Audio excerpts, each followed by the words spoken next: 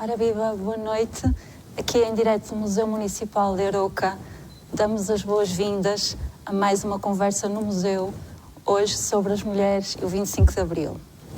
Quando, no início do século passado, homens intelectuais progressistas, homens e mulheres do nosso país reivindicavam de viva voz por direitos civis e políticos, educação, liberdade de pensamento e ação para as mulheres, estariam longe de imaginar o quanto levaria para nos aproximarmos da igualdade de direitos e oportunidades para todas as pessoas. O caminho foi longo, com recuos e avanços. Sobre dupla tutela do regime fascista e da Igreja Católica, no país do Estado Novo, todos esses movimentos e esperanças foram amordaçados. A mulher ideal existia então para ser mãe extremosa, esposa dedicada, fada do lar. Era assim educada desde menina, obediente primeiro ao pai e mais tarde ao marido. Afastada do espaço público, remetida para a domesticidade, sem acesso a certas profissões, viu-se, no entanto, forçada a uma vida de muitos trabalhos, permanecendo, no entanto, desvalorizada e com direitos e perspectivas muito limitadas.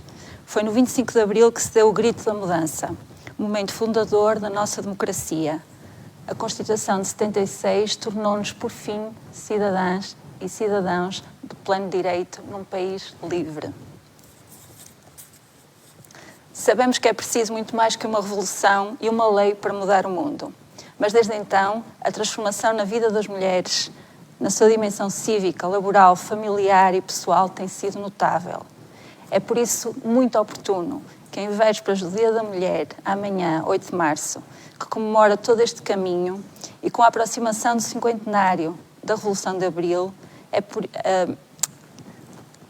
para mim, como filha dessa madrugada, herdeira orgulhosa de tantas lutas e vitórias, um enorme gosto a estar aqui, a aceitar este convite para estar aqui presente, que muito agradeço ao museu e à Ana Cristina, sua diretora. Nesta conversa iremos escutar 4 mulheres, nascidas e criadas em ditadura e que viveram todo este processo, que foi feito de uma pluralidade de vivências, entendimento político e social e a várias velocidades. Através das suas histórias de vida, dos seus pontos de vista, olharemos para um retrato muito concreto da nossa história contemporânea das últimas décadas. Sejam bem-vindos. Comigo estão então Avelina Teixeira, nasceu em Tolhão, tinha 22 anos em 74 e é líder comunitária. Graça Gomes, natural de Arouca, tinha 17 anos no 25 de Abril e foi enfermeira. Olga Duarte, natural de Alvarenga, completou 24 anos em 74. De Arouca, e foi professora. Manuela Silva, natural de Vila Nova de Gaia, tinha 25 anos, foi professora, 26 anos, foi professora e faz parte da direção do Movimento Democrático de Mulheres, responsável pelo Núcleo de Aveiro. Muito obrigada a todas por estarem aqui hoje connosco, aceitarem partilhar os vossos testemunhos. Feitas as apresentações, convido-as e convido a todos a assistir a um vídeo gravado recentemente, um tributo às mulheres e ao 25 de Abril, com as cantadeiras de Cabreiros a interpretar a canção de José Afonso, que se tornou o hino da Revolução. Olha, ai, mas vão para ali. Olha, elas vão ir ainda para a beira da igreja. Na beira da igreja a gente pode gravar, a sério. Elas vão para lá. Grândola Vila Morena, terra da fraternidade, o povo é quem mais ordena, dentro de ti, ó cidade. O povo é quem mais ordena, terra da fraternidade.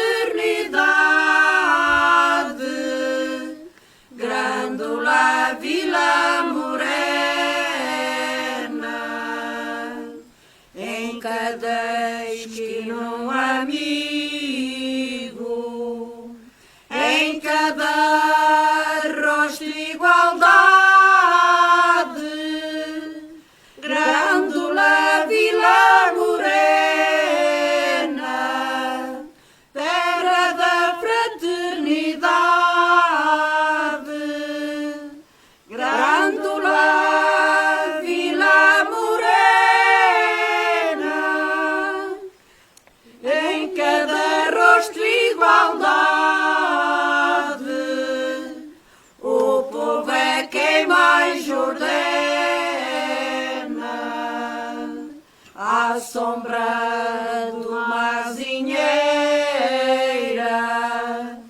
que já não sabia a idade, jurei ter por companheira grândola a tua vontade, grândola a tua vontade, jurei ter por companheira a sombra de uma azinheira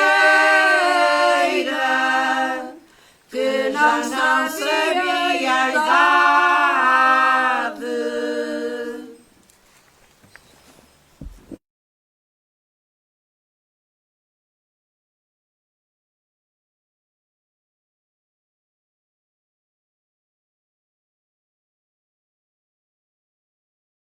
É maravilhoso, é impossível não sentir uma emoção ao ouvir Enorme. a grândola nas vozes também da Avelina, que está aqui connosco. Muito bem. Então, Lindíssima. é maravilhoso. Portanto, eu então, com este repto, propunha que cada uma de vós olhasse, revisitasse um bocadinho o passado e nos contasse onde é que estavam e o que é que significou para vós o 25 de Abril. Avelina. Eu, quando foi o 25 de Abril, eu estava aqui em Arouca, ali em cima em Crasto, a fazer primeiro e segundo ano. Naquele tempo, agora é quinta e sexta classe, mas naquele tempo era primeiro e segundo ano. Depois, mas já Escola da Malhadora, não é? Como? Na Escola da Malhadora. Sim, na Escola da Malhadora. Pronto, mas foi só nem 7 semanas. Depois estava lá na minha aldeia e naquele tempo era difícil. Nós éramos muito mais... nossos pais nos deixavam andar, ter liberdade. Nós tínhamos que fazer aquilo que eles queriam. Se houvesse um baile, nós íamos para o baile, mas as nossas mães iam connosco. E pronto, e era assim mais difícil. E trabalhávamos muito e não se comia tão bem como agora. E olha, mas nós cantávamos, andávamos lá para um lado e para o outro, andávamos lá todas satisfeitas, apesar de sermos mais controladas, mas pronto. Mas eu já naquela altura já namorava e casei logo no caminho. Mas pronto, mas os nossos pais não deixavam a gente ir para onde a gente queria, não. Éramos ali guardadinhas, não podíamos chegar à beira do rapaz só se tivessem nossas mães lá nos bailaricos. Nós, as mães, iam ver o que é que a gente fazia e como é que era. Pois era, não era como agora. Agora, mas naquele tempo era assim. E era diferente a educação dos meninos e das meninas? Era diferente. No fundo, não era pior do que agora. Porque nós éramos muito mais controladas e nós não fazíamos aquilo que a gente queria, mas também não era assim tanta liberdade para fazer coisas. Nós fazíamos... Não fazemos aquilo que a juventude faz agora, não é? Naquele tempo, a gente, pronto, era muito Mas tem uma recordação feliz dessa infância. Sim. Nós éramos muito felizes. Nós andávamos lá, nós estas canções todas do Zeca Afonso, nós sabemos aquilo tudo, porque nós tínhamos lá um padre, não sei se devem conhecer, o Padre João. Com certeza conheceis. Ele era um pouco, pronto... Só era contra o regime antigo, não é? Aquele regime antes do 25 de Abril. E depois eles ensinavam-nos todas aquelas canções do Zeca Afonso, aquelas coisas todas. Nós sabemos aquilo tudo naquela altura, pronto. E depois ele até andou a ser vigiado, porque iam pessoas, que um senhor aqui da Arouca, que ele trabalhava à beira do senhor no notário, mas eu não sei o nome dele. E outro de lá, de Bilhão, e então, naquela altura, nós tínhamos o altifalante lá na igreja, e o padre falava sempre contra o regime. Antes do 25 de Abril, falava antes sempre, ainda. Pronto, e depois eles andavam, eram informadores da PIDE. Depois nós estávamos lá um dia, estávamos na missa, e veio cá um senhor fora, que agora até é padre, era um rapaz de lá, e vi-os lá a gravar o que o padre estava a dizer, porque ele também só falava lá dessas coisas, assim, sempre a falar contra o regime daquele tempo. E então, nós depois até fomos lá correr esses senhores. E, entretanto, naquela altura, o 25 de Abril apareceu. Ora, o 25 de Abril apareceu, o padre ficou todo empolgado, e com muita razão. Então, depois, o que é que ele punha no alto-falante? Punha-se lá a dizer, alto, para nós ouvirmos, eu era de Tebelhão, o alto-falante era na igreja em Cabreiros, que se quisesse, que naquela altura, no 25 de Abril. Portanto, foi ele que trouxe esses ares da mudança, que trouxe a notícia. É ele, o Padre João, também que vos dá a notícia do 25 de Abril. Era. E ele agora ainda vem lá celebrar a Cabreiros uma vez por mês, e ainda há dias disse, Sr. Padre, nós vamos ir a Setúbal. E o Sr. Padre me tem por aí aquele livrinho que o Sr. Padre tinha, quando nós éramos solteiros. E então, para nós levarmos lá esse livrinho, para nós cantar lá essas canções, tenho. Chegou-me lá logo com 2 livros, tinha lá, os 2 que lá tinha, ele trouxe-os logo. Todo contente, porque ele ainda continua a ser o mesmo. E pronto, e nós gostávamos também, éramos como ele. Nós éramos como o padre, andávamos sempre assim a falar mal daquele regime antigo. Nós, quando foi 25 de Abril, nós depois andámos todos, já estávamos... Depois de 25 de Abril é que já falavam abertamente, ou ainda antes? Só depois, sim. Antes já falávamos. Já? Já falávamos, que por isso é que o padre esteve quase para ir para a prisão. Mas depois, olha, virou, pronto. O 25 de Abril trouxe-nos a liberdade. Então aí nós já cantávamos à vontade. Na altura, no dia 25 de Abril, eu estava aqui em Arouca. E então, naquele dia, o meu professor de música era o senhor professor Raimundo Bastos. E então, todo dia, toda a vaidosa, a cantar aquelas canções todas que o padre já nos tinha ensinado, tudo aquilo, os vampiros, a Grândola Vila Morena, uma gaivota, aquelas coisas todas. Cantou a liberdade, a Avelina mesmo. Cantou a liberdade. Lá na escola, lá no liceu, eu cantei. Todo dia cantei.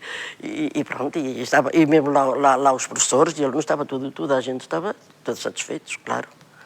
Adelina, já retomamos então retomamos já a seguir esse seu percurso para agora irmos ouvir. Está bem. Pode ser. Como eu não percebi. Já voltamos aí a essa conversa para agora ouvirmos. Eu pensei que queria que cantasse aí já. Isso. Já ouvimos a Avelina. Como já? Graça, então, onde é que estava? Bem, eu, como já disse, eu ainda era bastante nova, não é? Portanto, não vivi tanto as coisas como a dona Avelina, não é? De qualquer das formas, tinha muito pouca informação, mas sabíamos, tínhamos a noção que realmente vivíamos num regime em que não podíamos falar, não podíamos sair dali da linha, e porque havia a PIDE, e eu tinha o meu primo, o Dr. Zola, que vivia connosco, e eu acho que os conhecimentos que eu adquiri foi através dele. E vivíamos um bocado com medo, porque ele estava em Coimbra e já andava lá a furar montras de cafés e por aí adiante, a fugir da PIDE. E de vez em quando lá trazia uns cartazes, e que aí nós estávamos sempre com medo, que às vezes a PIDE viesse à nossa casa e andávamos sempre a esconder as coisas. E tínhamos o medo de ir para a tropa e ter que ir para o ultramar, que era a guerra, pronto. Ou seja, tinham familiares, foi através desse familiar muito próximo, não é? Que eu pessoalmente... Que andava envolvido em movimentos estudantis. E a gente sabia... Que ganhou essa consciência, digamos, política e social do Estado. Mas quer dizer, não quer dizer que se falasse muito lá em casa sobre isso, porque lá está, havia assim um certo receio. Mas havia o medo presente. Havia o medo e a sensação da repressão. Sim. Mas pronto, mas fora isso, não senti assim grande pressão. Entretanto, pronto, fomos estudar. Eu andei no ciclo também, na Malhadora. Depois fui para o colégio, para a doutora Bílio, não havia ainda o liceu.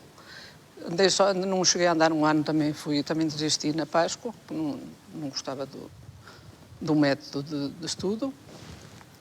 E depois fui para o Porto, para a Escola Industrial, e entretanto vim para o liceu, que foi quando o liceu abriu. E eu vim mais um ano mais para trás outra vez, para vir para o liceu. E quando esteve o 25 de Abril, eu lembro-me que estava numa aula, penso que era ou do 8º ou do 9º ano, e começámos a ouvir colegas a dizer que houve uma revolução e tal, e assim, tudo assim, ainda pela calada.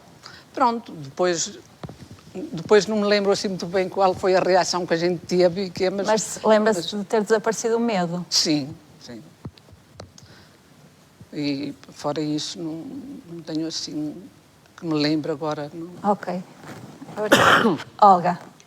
Ora, eu vou falar da minha estadia em África. Fui para Angola em 1968 e quando lá cheguei fiquei ainda um ano sem trabalhar. Entretanto, não concorri, mas aquilo lá a maior parte das vezes nem era por concursos. Entretanto, arranjei na escola do Bispo de Carmona. Eu fui para Carmona. Que é no norte de Angola. Era a 800 quilómetros de Luanda.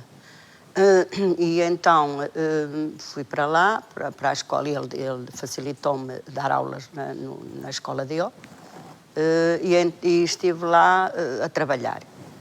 Entretanto, os alunos eram pessoas de cor, não é? Todas elas eram de cor, e já com idades bastante avançadas. Porque lá era uma cidade, a cidade de Carmona, era uma cidade onde havia muitas fazendas de café, onde se trabalhava mais o café e era o que dava mais lá era o café. Entretanto, os alunos eram já grandes, a maior parte deles eu dava à primária, dava desde o primeiro ano à 4ª classe.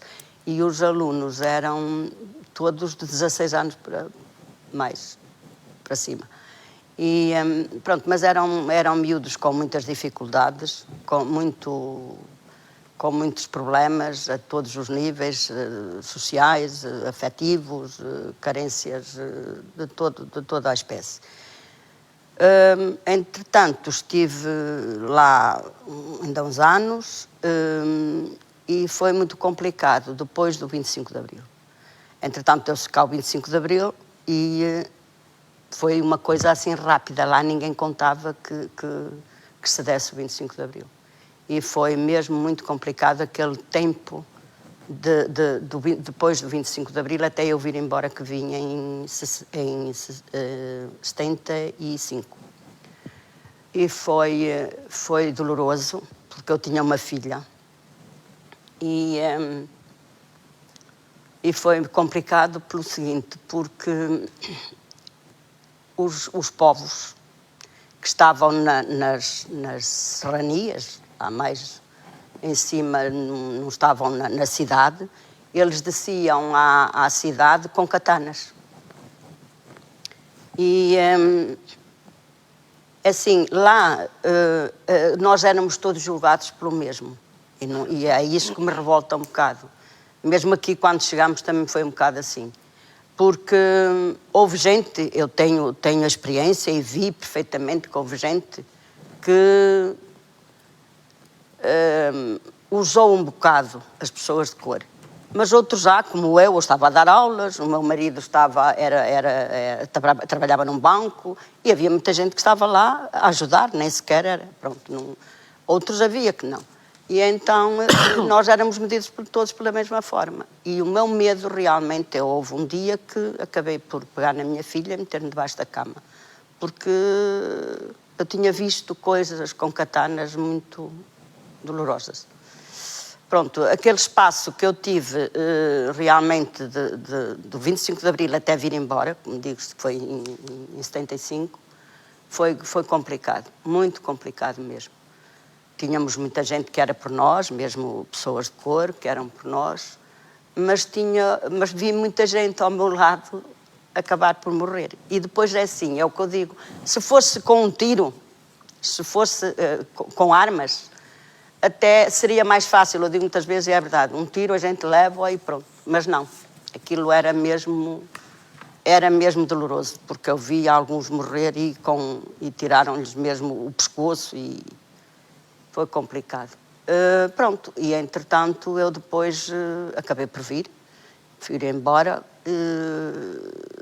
depois com a minha filha, entretanto o meu marido ainda lá ficou, mas eu vim, e com a esperança de que poderia lá voltar, poderia ir outra vez, até porque deixei lá, eu não tinha casa, a casa não era minha, mas tinha as minhas coisas lá. Portanto, e deixei, Desculpa interromper. Não, e deixei lá tudo, pronto, e vim-me embora, convencida que um dia mais tarde lá iria voltar, mas não, acabei por vir e nunca mais lá voltei. Portanto, é uma recordação que lhe dá um misto de emoções. Um bocado dolorosa, quer dizer, é assim, Marta, dolorosa neste aspecto depois do 25 de Abril. Antes não, era... Sim, exato. Foi muito bom. Digo também no sentido que tinha um projeto de vida, um sonho de vida que não passava por Portugal na altura, sim, não é? Sim. E que teve que regressar e, portanto, esta conquista, com certeza que ficou contente, feliz pela conquista em Portugal, mas também tem essa sensação também de angústia, tristeza. E de tristeza por ter abandonado, no fundo, um projeto de vida. Eu gostava muito de lá, ainda hoje tenho uma saudade tremenda, porque aquilo era muito diferente de cá. As pessoas tinham outra cabeça, outra abertura, eram pessoas abertas, nós, ao fim de semana, juntávamos, todos nos conhecíamos, juntávamos, comíamos ali, fazíamos churrasco. Foi desse tempo, os churrascos de cá, foi depois que os retornados vieram. E realmente nós encontrávamos-nos ali, fazíamos festas, éramos felizes, as pessoas eram todas felizes, não havia ninguém que andasse com uma cara triste, nada, as pessoas eram mesmo felizes. Em África, em Angola, éramos mesmo muito, muito felizes. E depois que se deu o 25 de Abril, foi realmente muito triste para a maior parte das pessoas. Houve muita gente que veio sem nada. Eu tive uma colega que deu aulas comigo lá, que veio para cá, naquela confusão, que ela meteu-se num avião, nem sabia do marido, não sabia dos pais, não sabia de ninguém. Chegou aqui e teve que ir aí para uma pensão, porque entretanto ajudaram algumas pessoas das que vieram, e houve pensões para onde eles foram, e entretanto essa pessoa depois acabou por vir dar aulas para Alvarenga, depois encontrei-a mais tarde em Alvarenga, era eu diretora na altura, e ela chegou-me lá, ainda não tinha encontrado o marido, ainda não tinha os pais, não sabia de onde é que eles estavam, nem para onde é que eles tinham ido. Houve coisas muito complicadas, e houve gente que passou muito mal depois de vir, muito mal. Pois, o programa do 25 de Abril era democratizar, descolonizar, desenvolver. Mas deveria ter o seu tempo. Claro, acho que deveria ter o seu tempo. Foi um bocadinho traumática para muitas pessoas. Foi muito traumático para muitas famílias, para muitas pessoas, muito mesmo. Mas depois a integração da Olga... A integração depois foi fácil, porque depois, entretanto, cá acabei por concorrer, fiquei em Alvarenga e dei aulas na telescola, no 5º e 6º ano da telescola. Rapazes e raparigas, nessa altura já estava tudo, já havia, as escolas já estavam, eram mistas. E dei aulas do 5º e 6º ano e dei durante 26 anos à telescola. E recorda-se, agora como estamos aqui a falar de mulheres, deste em relação ao que vivia, ao que era a sua experiência... Em Angola?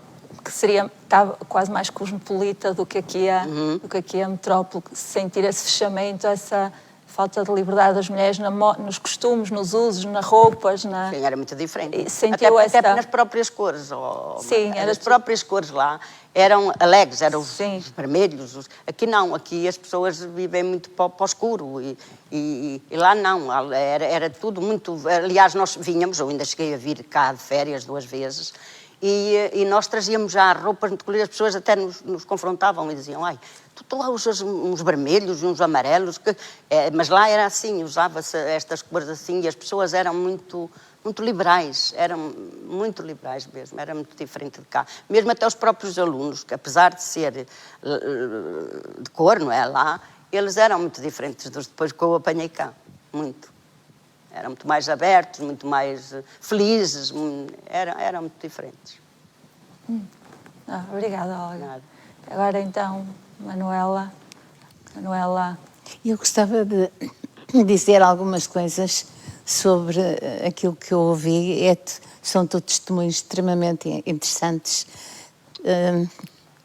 Eu conheci o Padre João e acho que era uma pessoa tão extraordinária e que bonito que foi isto, não é? E que importante que foi. Fugiu o seu nome agora de repente. Avelina. A da Avelina ter conseguido fazer a 6ª classe, que era muito raro naquela altura. Aliás, durante muitos anos, eu queria-vos... lembro-me da minha experiência enquanto aluna da escola pública primária. Eu e mais 4 íamos continuar a estudar íamos para o liceu. Depois havia uma menina que ia para a escola comercial e depois havia pai 35, não é? Que ou faziam a 3ª classe, porque não era obrigatório fazer mais que a 3ª classe, as raparigas, havia uma discriminação também a esse nível. Portanto, só mais tarde é que, no início dos anos 60, é que as raparigas também tinham que fazer a 4ª classe, que era o ensino obrigatório para as raparigas, mas, portanto, há ali um período que era a 3ª. E quando não, abandonavam a escola, não é? E eu tenho esta sensação terrível quando penso na minha escola primária, não é? Quando eu tinha, enfim, eu entrei com 6 anos ainda e saí de lá com 10, e quando me lembro da escola, penso assim, aquilo era um retrato da sociedade de classes que nós vivíamos. De facto, as 4 meninas que iam para o liceu eram meninas que vinham de famílias burguesas, não é? Eu própria nasci numa família burguesa, uma família da pequena burguesia, de qualquer modo. O meu pai era engenheiro, enfim, a minha mãe não trabalhava, era normal, as mulheres ficavam em casa, não é? Os homens é que iam trabalhar. Não porque houvesse qualquer problema da parte do meu pai, eu tive a felicidade de ter um pai fantástico, que foi o homem mais feminista que eu conheci em toda a minha vida e que me ajudou tanto a descobrir o mundo e a tomar consciência de que eu, como mulher, como rapariga, era um ser humano com dignidade. E, portanto, esta questão era fundamental. Eu não podia perder isto nunca.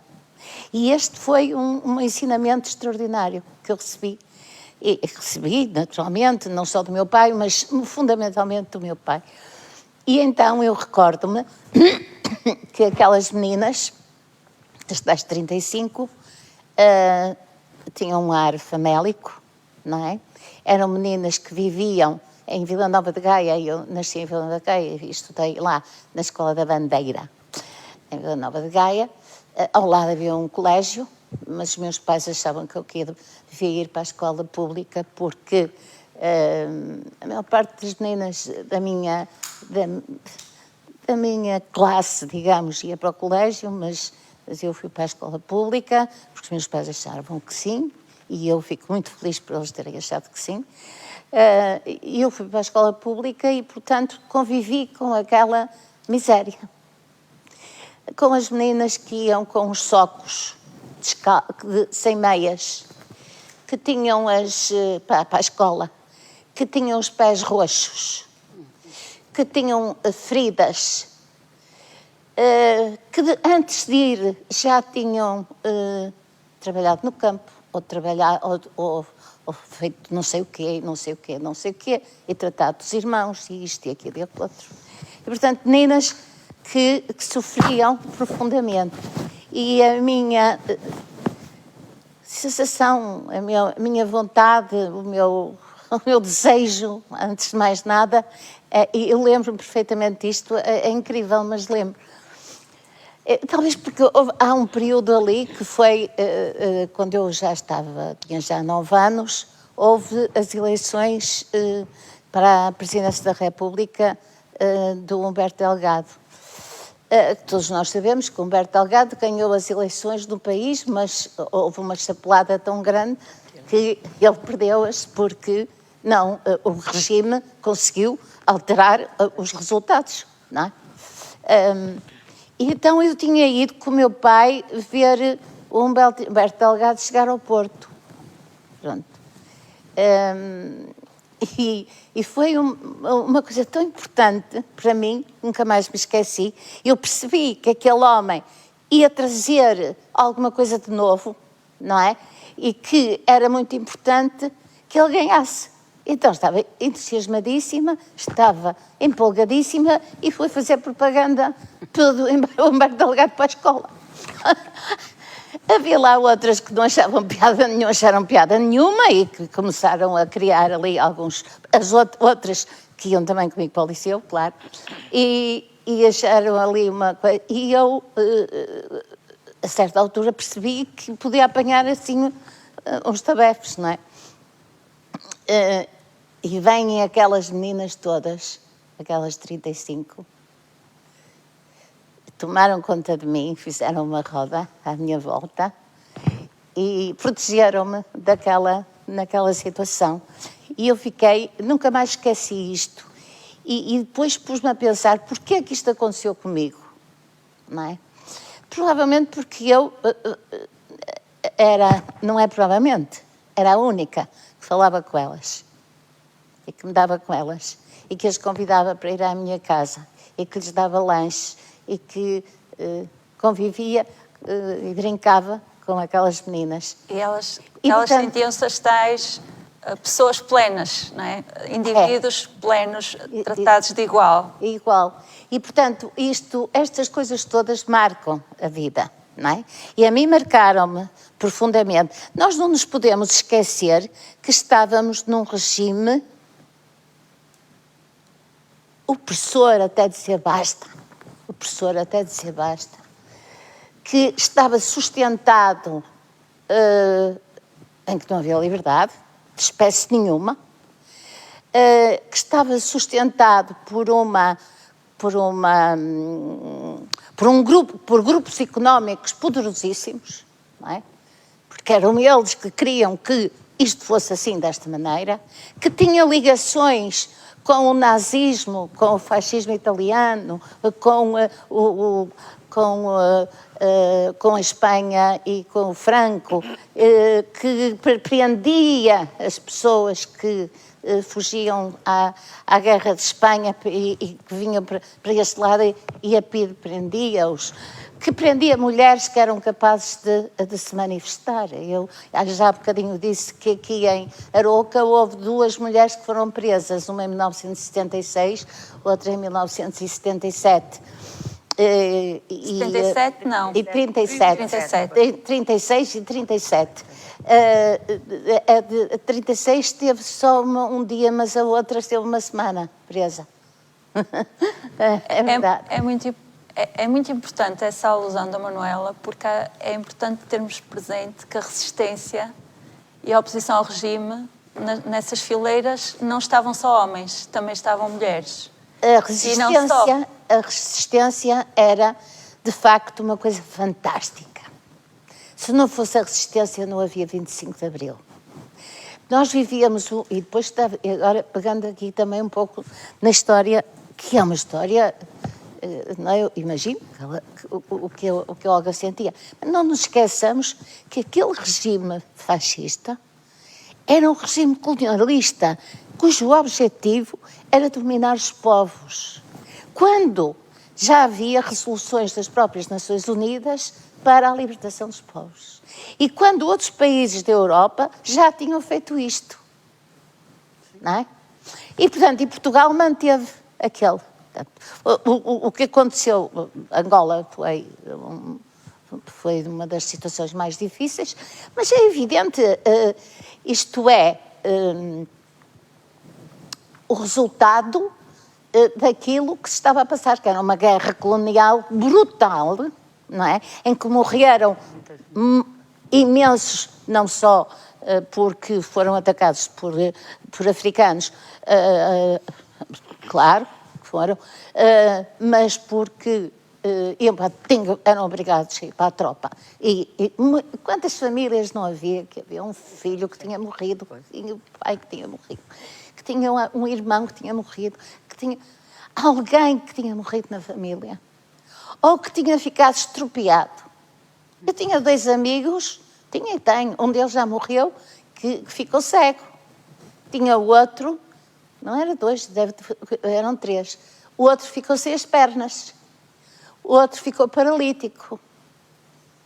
Olha, imagina, só dos meus conhecimentos, que parem 3. Eu concordo plenamente e penso que realmente a única solução era a descolonização. Claro, Só que não estamos devia a ter sido pois, pensado. não vamos discutir isso. Não. Nós vamos discutir é que a grande digamos, quem não é propriamente o 25 de Abril que tem que ser culpado, ou mais culpabilizado por este tipo de problemas que houve, mas sim aquele regime que criou este escalabro, o domínio de povos, para lhes retirar, para lhes roubar as suas próprias riquezas, que está a acontecer no mundo hoje, em outros sítios. Bom, mas eu há bocado estava a falar na resistência, disse-me das mulheres. Claro, as mulheres foram muito resistentes. Eu tenho aqui este livro, que aconselho muito a que as pessoas leiam e que consultem. Este livro chama-se Elas Estiveram nas Prisões do Fascismo e foi feito pela URAP. A URAP é uma organização que existe hoje, a União de Resistentes Antifascistas Portugueses, que está organizada em todo o país, tanto em Aveiro, em vários sítios, e eles fizeram um levantamento sobre as mulheres que estiveram presas nas cadeias do fascismo e conseguiram identificar com nomes, com os momentos em que foram presas, o local, as profissões, tudo isso, conseguiram localizar 1755, descrever, portanto, mas há mais 500 e tal que têm só o nome, não se sabe mais nada nem de onde são, não estão identificadas.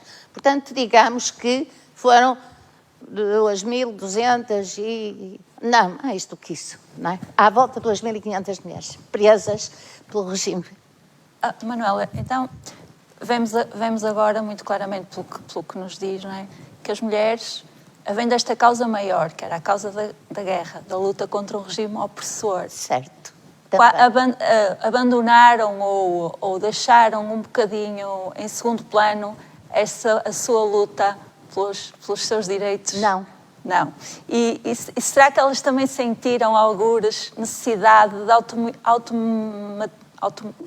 tornar independente essa luta, e é nesse contexto que surge o Movimento Democrático de Mulheres?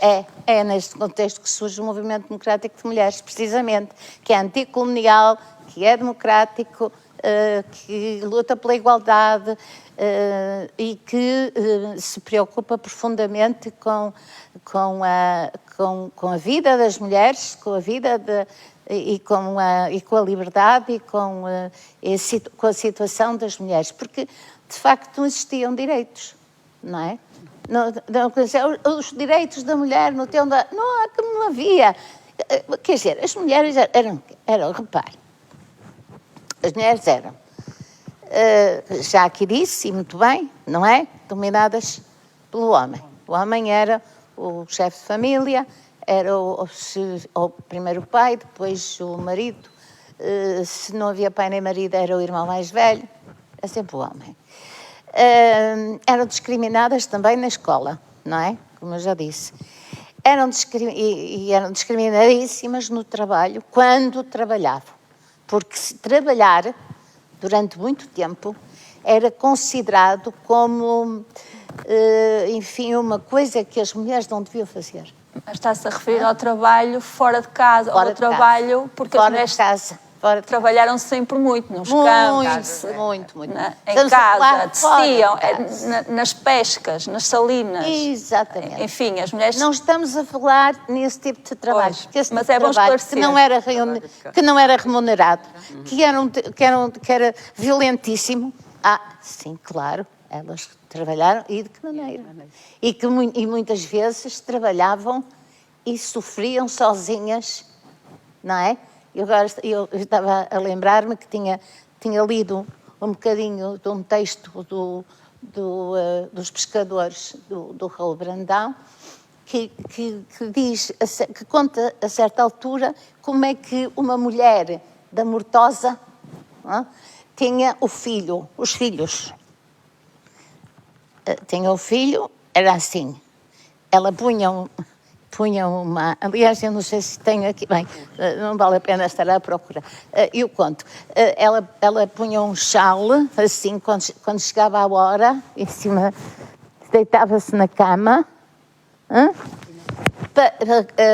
arranjava uma velinha, porque era muito importante o menino ter a alminha, portanto, a velinha, a luz, era a luz da alminha do menino, ou da menina, e então...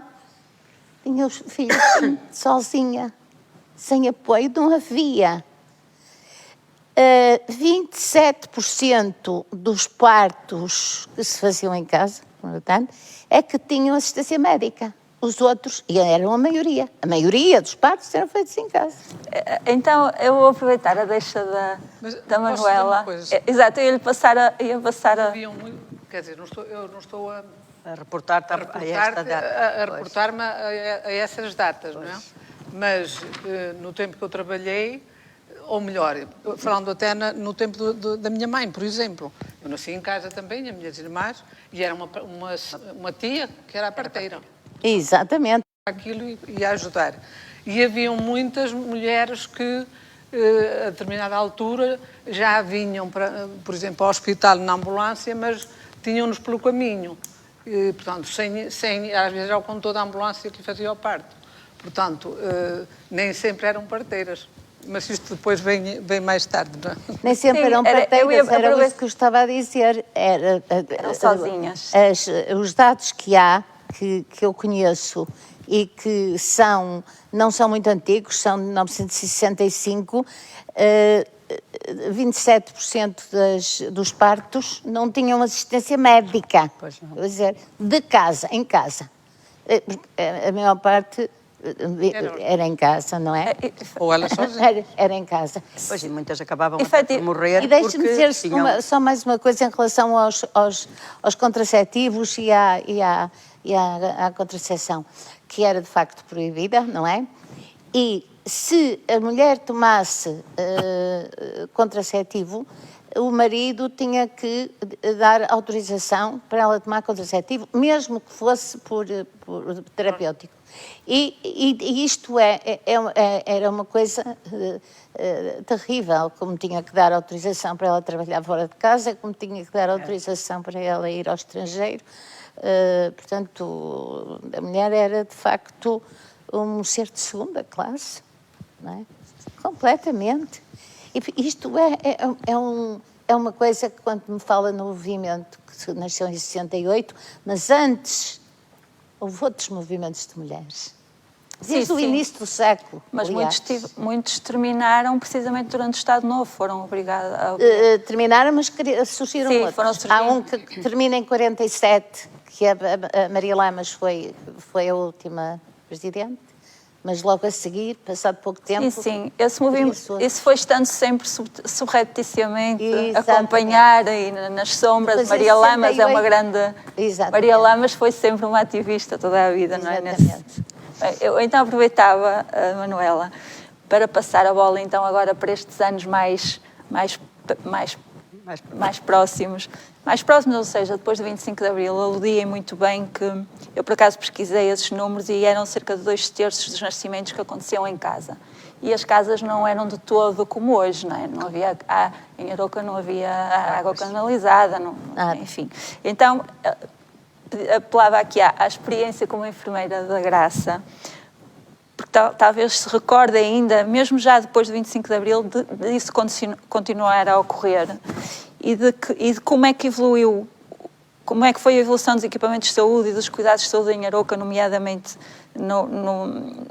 na dimensão da saúde materno-infantil, por exemplo, a nível nacional, a taxa de mortalidade infantil era superior a 60 mortes por 100 bebés nascidos. Por 1000 bebés nascidos. E em Arouca, aliás, este número de Arouca eram mais de 60 bebés por 1000 bebés nascidos nos anos 60 e hoje, a nível nacional, é 3 bebés por 1000. Esta evolução é brutal e a Graça acompanhou um bocadinho aqui em Arouca. Ainda houve partes, ainda havia bebés que nasciam em Arouca, primeiro em casa, depois já no hospital. Ora bem, no tempo que eu comecei a trabalhar em 75, poderiam ocorrer alguns partos em casa, mas que isso já não tenho conhecimento, quer dizer, podia acontecer. Também algumas mulheres deixavam-se estar mesmo até à última e viviam lá nas serras, não tinham transportes, não tinham estradas, era uma miséria, não é? Toda a gente sabe como é que era caminhos de animais, e mesmo a nossa ambulância do hospital ia a sítios que praticamente mais nenhum carro ia. E anteriormente também ouvia falar no Dr. Simões e no Dr. Pimentel, que iam a cavalo a casa das pessoas, precisamente por estes montes acima. E depois eu comecei a trabalhar, o conhecimento que eu tenho ali é que tinha a maternidade, mas não tínhamos obstetra, tínhamos parteiras, portanto, ou seja, enfermeiras de obstetrícia. Tínhamos algumas, outras que não eram, mas que faziam partos, nesse caso, principalmente as freiras. Tínhamos 2 parteiras que estavam de chamada e nós, por exemplo, eu entrei, fui a primeira enfermeira a entrar para ali, efetiva, para o meio das freiras. E vi-me, portanto, a ter que mexer com tudo. Eu tinha que ir para o bloco, que vinha o Dr. Gil da Costa para fazer operações particulares, e as freiras punham-me no bloco quando era preciso, ia para a sala de partos quando era preciso ajudar, e uma das vezes, inclusive, chegou-me uma senhora mesmo a parir e eu tive tempo de a levar e de a deitar. Chamei um médico da urgência, que era o médico que nos dava apoio.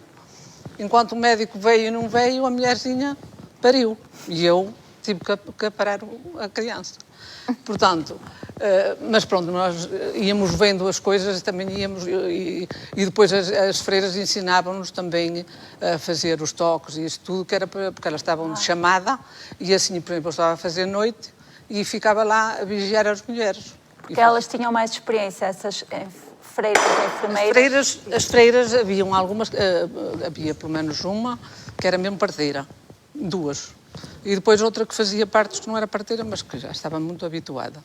Mas elas ficavam, quando fazia eu noites, ficava uma parteira de chamada, porque eu não era obstetra, não tinha o curso de obstetrícia. E então ela ensinou-me a fazer os toques para ver como é que evoluía, e eu só chamava se fosse necessário. Portanto, elas estavam a dormir e eu estava... Estamos a falar isso ainda nos anos... A partir de 75. A partir de 75. Portanto, a partir daí já era corrente e normal as pessoas recorrerem à maternidade nestas alturas para terem os... Sim, eu penso que poderia haver alguns casos que os tinham em casa, mas que a gente já acho que já não era assim de qualquer maneira, portanto, podia haver alguns casos que não viesse a tempo, mas depois, de qualquer das formas, já vinha e depois era enviado muitas vezes até para o Porto e tudo, a criança. Exato, já havia recursos também para cuidar de meninos, de bebés que tivessem problemas respiratórios. Nós ali, assim, os recursos que tínhamos a maternidade, tínhamos o essencial para fazer um parto normal. Se o parto tínhamos a ventosa, tínhamos o fórceps, portanto, se o parto corresse bem, tudo bem. Se o parto corresse mal, tinha que se meter na ambulância e ir a correr para o Porto, para o Santo António naquela altura. Ainda nem havia a feira. Mas pronto, quando tudo corria bem, era tudo bonito. De resto, não sei, já... E em relação também à questão da contracepção, das liberdades... A contracepção... Da saúde reprodutiva da mulher, como é que foi também esse percurso? Daquilo que me lembro, portanto, havia muitas mulheres que não tomavam e haviam médicos que desaconselhavam. Que não receitavam. E havia Homens, médicos homens, claro. Médicas mulheres. Mulheres. Ai, médicas mulheres. Eu tive uma mulher que ela não gostava Inclusive nada. ela dizia que eu também os tive, portanto você também... Uma médica, uma ginecologista que não gostava nada. Não queria receitar. Muito mais tarde é que começou a receitar, porque depois, entretanto, começaram a haver as consultas de planeamento. Portanto,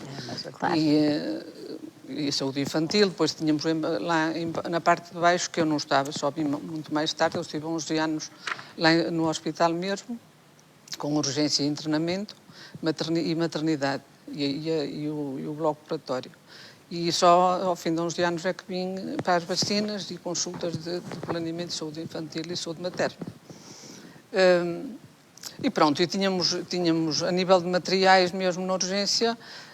Por exemplo, eu trabalhei com as seringas de vidro fervidas. Claro. Muitos anos.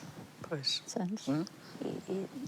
E pronto, mas tínhamos alguns materiais para fazer pequenas suturas. E tínhamos assim o mínimo, pronto, sim. Mas tínhamos o mínimo. Mas tínhamos muitas dificuldades, porque depois tínhamos muitos doentes internados e assim. E fazia-se o que se podia. Exato, fazia-se o que se podia, sim. Posso dizer uma coisa sobre a maternidade? Uma coisa rápida, sim. É rápida. Primeiro, para dizer que as enfermeiras, inicialmente, durante muitos e muitos anos, não podiam casar, não é? Mas em 60, houve uma grande luta. 60 já podiam. Depois, nos anos 60 e... Estou a dizer, antes do 25 de Abril. Uma das grandes lutas foi feita pela Isaura Borges Coelho, e outras que movimentou. Portanto, as tais lutas, quando às vezes falavam, então e as mulheres, não sei o quê, era assim, não é? Em várias coisas. E depois, do 25 de Abril, é o Serviço Nacional de Saúde, que é uma coisa, é uma conquista fantástica, não é? E se hoje tem tantos problemas, porque tem, não é? Ai de nós, se não existisse o Serviço Nacional de Saúde. Sim, sim. Que é fruto do 25 de Abril. Sim. Fruto da Revolução. E muito particularmente esta questão da saúde materna e infantil, porque a evolução, os números que nós tínhamos, estamos ao nível dos países mais desenvolvidos, não é? De qualquer das formas, quer dizer, os partos que se faziam ali, muitos casos depois não tínhamos conhecimento do que acontecia mais tarde, porque nós temos muitas crianças deficientes aqui em Arouca e que muitas delas podem ter vindo de problemas no parto. Mas isso a gente não... Pois foi um trabalho, foi vindo a fazer ali, por exemplo, um parto com os ferros, com os chamados ferros. Era horrível, eu por acaso tenho um sobrinho que é deficiente por causa do nascimento. Pois, e devem haver bastantes. E outro lado da aldeia. Mas naquela altura, quer dizer, a criança chorava e aparentemente estava bem, ficava bem, mas... Nós lá, mesmo antes do 25 de Abril, tinham os filhos em casa e aquilo corria bem, lá na aldeia. Houve lá uma senhora que estava para ter bebê, chamaram o doutor Miranda, eu era pequenita, deu-lhe uma injeção, quando ele chegou ao cimo do lugar a mulher já estava morta. Pronto. E a minha mãe, por exemplo, eu já tinha 14 anos, tenho o meu irmão 15, o meu irmão é mais novo do que eu, 15 anos, não houve mais nenhum ao meio. A minha mãe teve 2 gêmeos, um menino e uma menina. A menina morreu, e o meu irmão também é doente. Mas com a minha mãe aconteceu isso. Mas houve lá muitas senhoras que tiveram 6, 7, 8 filhos, todos saudáveis, rapazes e raparigas bem alimentados, embora à maneira daquele tempo, mas criaram-se ali fortes, mulheres fortes e homens. Porque naquela altura não faltava o leite de vaca, pelo menos. Pois era, leite de vaca e abrou e pronto, e não sei o que mais. Só sei dizer que naquele tempo tinha muitos filhos. E aquela que me falou aí da senhora doutora que não passava, eu acho que ela tinha muita razão. Porque? Ai, não acredito. Porque há muitas as mulheres só querem um filho ou 2 filhos. Antigamente, por isso é que não há natalidade, por isso é que há poucas crianças. Mas também não há condições para os ter. Não há condições. Olhe, não há condições. Então, naquele tempo que era aos 6 e aos 7 e havia condições. Mas andavam lá no meio das terras. Andava no meio da serra.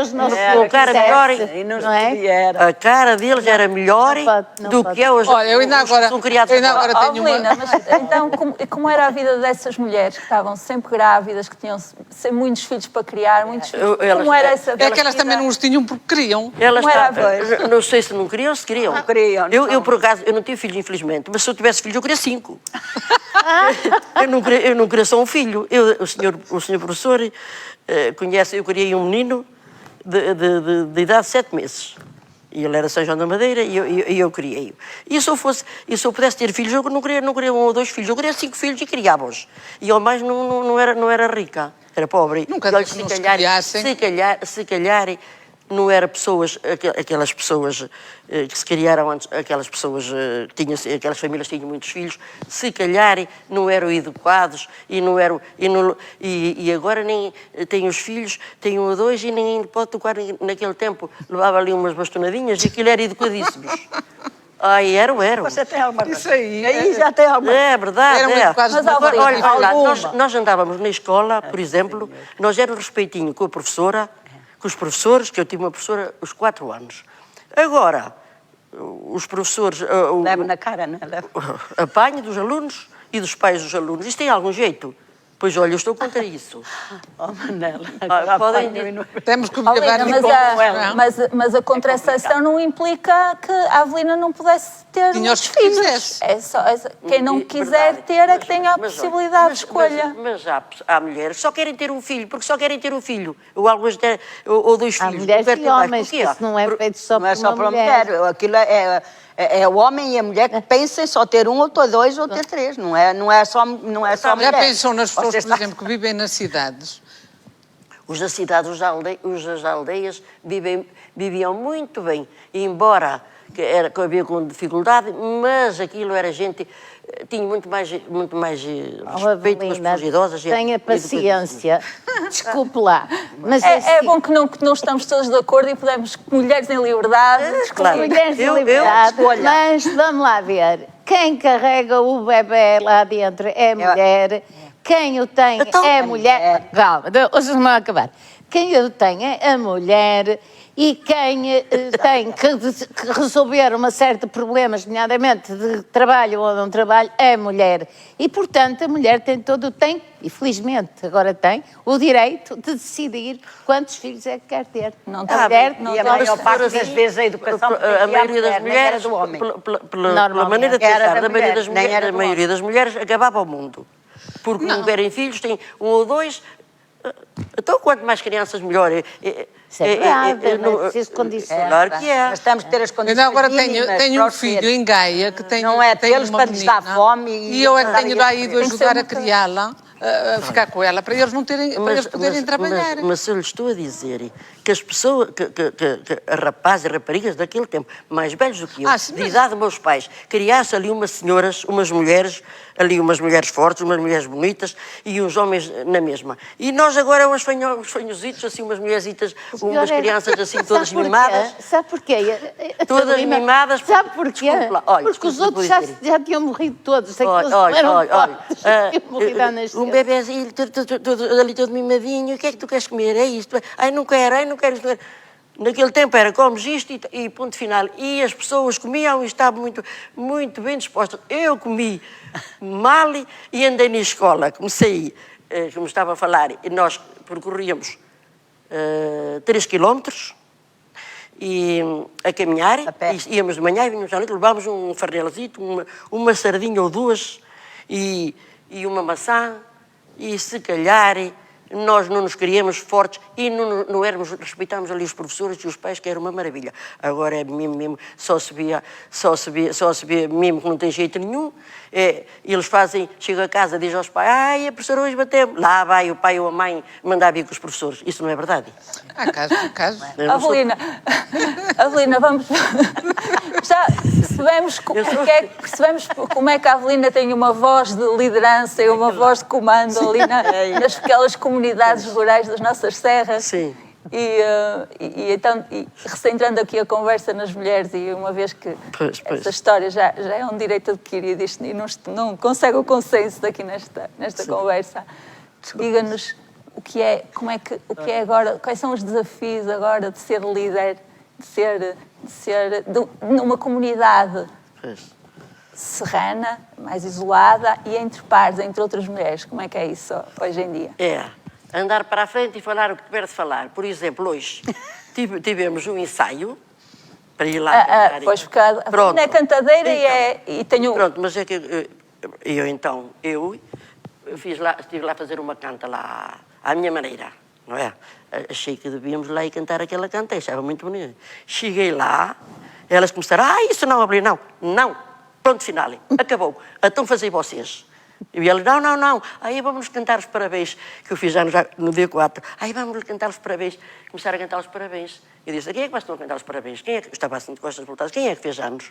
Foste tu, porque já estavam com medo de o abandonarem. Mas é assim, nós temos que andar à frente, eu gosto muito e trabalho muito para a comunidade, não sou nada recompensada, nada, e passo dias, se for preciso, vou da minha casa, vou para a minha igreja, vou limpar a igreja, vou fazer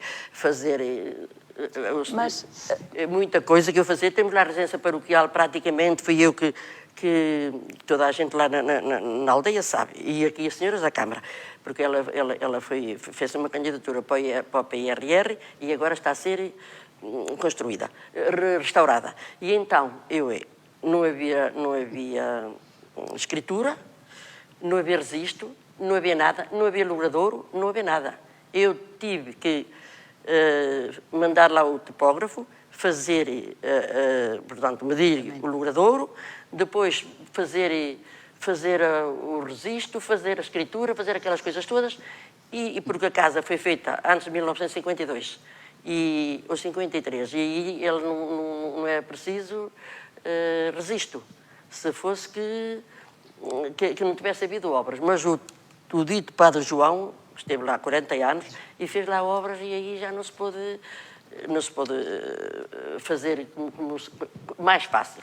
E então, eu trabalho para isso, eu venho tanta vez à Arouca fazer essas coisas, e lá e ninguém me paga nada. E gosto de andar assim à frente, e as pessoas, pronto, gosto de ajudar na minha paróquia e na minha freguesia.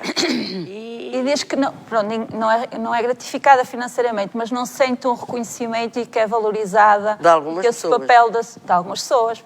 De algumas pessoas. Mas vai sendo cada vez mais, sente que cada vez mais... da maior parte dos imigrantes que vêm e viu o trabalho na igreja feito, da igreja toda restaurada, agora a casa a fazer, pronto. Mas há os que... Mas falou também do PRR, portanto, também há o apoio do município, também pois nós não tínhamos dinheiro, pois só para no restauro da casa, 200 e tal mil euros, não é? Isso veio lá do PRR. E a Câmara, a Câmara é que fez a candidatura, nós temos que agradecer muito à nossa Câmara de Arouca. E aos avós, não é? E nós avós, porque no fundo essas tem muito valor o trabalho que fazem e mantêm... Pois, apesar daquilo estar quase zero, está muito pouquinha gente, mas é que as pessoas dizem, tu andas aí a tratar a gastar tanto dinheiro na igreja, que se gastou, que as pessoas, algumas deram 1.000 euros e 800 euros para o restauro da igreja. Isso vai acabar, mas que acabe. Mas ao menos quando eu morrer a igreja está feita, está ali uma obra... bonita, então, e se for lá, se não houver povo lá na aldeia, que venham os imigrantes, ou que vai lá alguém fora ver, não é assim. A gente tem que trabalhar sempre. E também, por outro lado, também no canto que leva à nossa identidade, as nossas raízes, também aí pelo país, disse há pouco que há agora Também, Isso também traz um reconhecimento e uma gratificação quando é reconhecida. sim. E leva o nome da sua terra fora. Eu e as outras, e elas. Claro, todas. Não sou só eu e elas. Porque A Avelina é uma mulher cheia de força. Eu ando lá. A Avelina. Mas elas também ajudam muito, não é? Nós hoje somos 9. Agora marcamos ensaios até ir todos os dias. Só amanhã é que não. Nem no domingo, que portanto, as eleições, que vou para a mesa, pronto. Mas segunda, terça, quarta e quinta vai haver todos os dias. Pronto, a gente quer fazer o melhor. Fazemos às vezes como calha, mas pronto. Mas a nossa vontade é fazer bem. E é assim, eu gosto muito de trabalhar lá assim. Pronto, não sei porquê. Puxa-me isso. Às vezes tem lá o meu irmão e a minha irmã. Eu vou encontrar aqui um caso, porque se as ouve até nem gostam, mas a minha irmã veio lá a casa e eu vivo com o meu irmão, tem problemas de saúde também. E então eu estava deitada no sofá, mas já estava aborrecida, porque já estava ali a dizer, Avelina, porque é assim, Avelina, porque é assim. Eu estava deitada e eu disse, caramba, disse, vai assim a minha irmã. Fui lá a casa, porque ela vivia em Dornelas. Se eu tivesse juiz, andaste aí a consumir, aí a trabalhar para essa gente, ninguém te agradece nada, não ganhas nada. E o meu irmão na mesma, já estava aborrecida, levantei para cima e disse assim, a partir de hoje, vocês não mandais em mim. Eu, se quiserem trabalhar, trabalho, se eu quiser desistir, desisto. Vocês não mandais em mim. Em mim quem manda sou eu. Pronto, e não é maravilhoso agora até decidir. agora, nunca mais. A minha irmã, nada. E o meu irmão, a mesma, ele é que me veio trazer. Veio com o Jeep porque estava a nevar lá em cima. Ele é que me veio trazer. E então, ele e agora, nunca mais serve. Agora podemos ser o que quisermos, quando quisermos, onde quisermos, e isso é muito bom. Mas isso é verdade. Há resistências a vencer. Isso é verdade, mas também às vezes passa-se dos limites. Pois é. Às vezes passa-se dos limites. É muito bom agora, claro que há. Porque no nosso tempo a gente era camadas de neve grandes e nós íamos com os tamanquitos de pau por baixo, depois aquilo a neve começava a ficar ali e nós agarrávamos assim nos braços umas às outras, íamos passar uma para lá e depois sacudíamos lá aquela neve que estava agarrada lá no pau dos tamancos, depois vínhamos buscar as outras e era assim, fazer um percurso de 3 km. Era uma vida que era a escola, dona? Era em Cabreiros. Era em Cabreiros. Pronto. E era assim, mas olha, nós andávamos, apesar de ser assim, estávamos habituados, andávamos todas satisfeitas. Agora uma pessoa está pior, está a velha cheia de eu dou um braço, eu dou uma perna, ainda é pior que naquele tempo. Mas não é verdade. Eu às vezes digo assim, ai meu Deus, agora que eu podia estar bem, infelizmente eu tive uma vida muito, porque eu estive 42 anos a olhar pessoas idosas e doentes. O meu marido, a minha sogra esteve acamada há 10 anos e o meu marido esteve 17. Não foi para a enfermeira, mas fez. Mas não foi, olha cuidadora. A senhora enfermeira é aqui da Arouca, mas não foi uma enfermeira nunca à minha casa. E o meu marido estava algaleado, teve 17 anos algaleado. Quem lhe tirava a algalha e metia a algalha, o meu marido era eu. E quem é que ensinou? Eu fui aprender ao Porto, estive lá no hospital. E depois, a senhora enfermeira, não era a Cremilda, era a outra, como é que se chama a mulher do Nelito? Parece que era Nelito. Eulália. Pronto. Ele lá, havia uma senhora no Morjal de Cima, que eu naquela altura estava no Morjal de Cima. Estive lá no Morjal, estive lá 26 anos. E ela metia a algalha a essa senhora e a senhora enfermeira ia-se embora, lá a coisa não correu muito bem, e dali a bocadinho estava lá a chamar para eu ir lá pôr a algalha à senhora. Eu olhei muito por foram 42 anos, eu casei e fui a minha vida toda. Morrer 4 idosos em minha casa. E tomei conta do meu pai, da minha mãe, e desses idosos de fora, o meu marido, a minha sogra. Pois, mas a determinada altura também começaram a haver domicílios. Mas elas não fazem, o meu marido, pronto, olha o teu. Diga. Olha o teu. Inclusive depois havia a carrinha também. Mas não é lá, a minha casa não é ninguém, não era preciso lá ninguém. Pois você fazia. Eu fazia o trabalho, não ia lá ninguém. E o meu marido também preferia que fosse. Pronto, não é? mas com o Serviço Nacional de Saúde, precisamente, começou a haver outra assistência Sim, mas, ao domicílio pronto, e os cuidados de prevenção, portanto... Sim, mas olha, Sim, ainda há um caminho a percorrer. Precisa claro. de uma grande volta. Ainda há. Não, Sobretudo nestes trabalhei lugares muito, isolados que estão muito com afastados. com não só. pessoas idosas e doentes. E depois, um ano, andei em Albergaria da Serra a tomar conta dos doentes. A senhora estava... O senhor teve o cancro, não é? E a senhora dormia à lareira lá num cadeirão daqueles... Pronto, e eu estive lá um ano inteiro a tomar conta deles. Ia todos os dias, ia de manhã e vinha outro dia de manhã.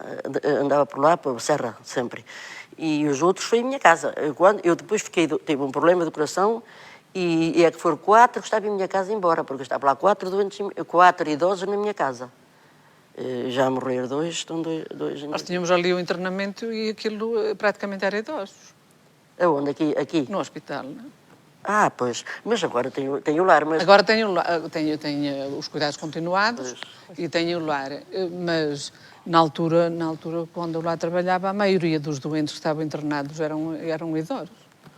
É verdade que durante muito tempo não houve estruturas suficientes para dar este apoio à família e eram as mulheres que mais uma vez ficavam com esse trabalho. Olha, eu peço desculpa agora do que eu vou dizer. É assim, é para se ver que antigamente as pessoas olhavam pelos idosos, pelos pais e pelos familiares e não ganhavam nada, não havia reformas, não havia nada. E eles tratavam-nos. Agora tem filhos que os pais que os pais têm boas reformas e eles respeito com eles no lar e não quero saber deles para nada. É verdade ou mentira? Tem uma certa Tem alguma razão. Não é verdade? Tem Antes alguma as mulheres razão. ficavam em casa. Tem Agora alguma trabalham, razão. têm empregos, pronto. É que Mas é aquele dia que não trabalha e não os quer. É Vou levá-los ao lar verdade, tem alguma razão. e pronto. Alguns E que começam a não querem empurrar os os pais pais, e põem-nos toma no tu lar, conta é. nele, eu tomo conta tu nele e pronto. E a ganharem.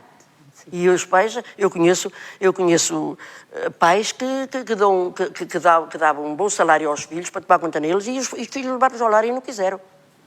Obrigada, Avelina, por esta farpa bem pertinente. Por exemplo, os que estiverem na minha casa, eu não vou falar porque depois isto vai se ver pronto.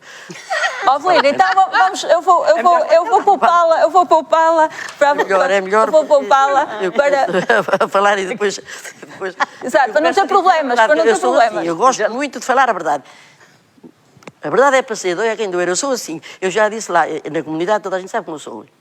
O que a Avelina tiver para dizer, ela diz, pronto, é assim, é assim. Se vocês não gostais, pronto. Avelina, continua sempre assim. Sou assim, sempre nasci assim, a ser assim, como é que era? Sim, exatamente. Assim, por ser assim. Então, só para recuperarmos aqui um bocadinho o fio da conversa, falamos desta evolução toda na saúde, por exemplo, no caso, mas também às tantas vale a pena, e aproveitando aqui a experiência da Olga, recordarmos o que foi um processo também lento, a várias velocidades, da educação básica para todos e da alfabetização. Eu fui mais uma vez procurar uns números. A taxa de analfabetismo entre as mulheres era de mais de 30% em 1970. Nas mulheres, nos homens era cerca de metade. E em Arouca, ainda em 91, era de 20%. Hoje em Arouca é 6%. A Olga tem uma experiência profissional nos anos 90 muito significativa neste aspecto. Era precisamente quando havia alfabetização. É assim, com a alfabetização criou-se o ensino recorrente. E o ensino recorrente cá em Arouca foi mais vocacionado para pessoas, para a maior parte dos formandos, eram do ensino recorrente. Do ensino recorrente, não, do rendimento social de inserção. Ou seja, as pessoas do rendimento social de inserção ou iam para a educação, ou iam para a saúde, também chegavam a ir para a saúde, ou iam para emprego. Pronto, mas havia muita gente, nós chegámos a ter aqui em Arouca, no Conselho de Arouca, 20 cursos. Era muita coisa. Na Serra, tivemos vários, tivemos em Alvarenga, tivemos em Tropeço, tivemos em Roas, tivemos em Pelado, tivemos em Mansores, chegámos a ter 20 cursos. E então, pronto, foi o ensino recorrente e eram pessoas realmente o rendimento mínimo, o rendimento social de inserção. Eu, por acaso, estive, além de ser coordenadora, mais tarde, mas antes estive a dar aulas no ensino recorrente à noite, porque os cursos eram sempre à noite. E tenho uma passagem muito engraçada porque eram pessoas com problemas sociais enormes. Eram pessoas com problemas psíquicos graves, eram pessoas